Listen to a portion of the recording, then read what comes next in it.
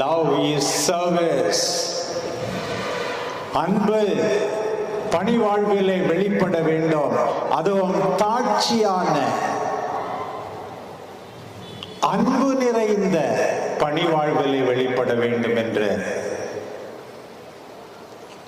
நேற்று love is sacrifice, அன்பு தியாகம் நிறைந்தது, உயிரை கையளிப்பது என்று சொன்னேன். இன்றைக்கு love is victorious, அன்பு இறுதியாக வெற்றியை தான் காணும். தர்மத்தின் வாழ்வுதனை சூது கவும், ஆனால் தர்மம் மறுபடியும் வெல்லும். ஆண்டவரை தீர்த்து கட்டியவர்களாக நினைத்தவர்களின் நிம்மதி பெருமூச்சு நிலைக்காது.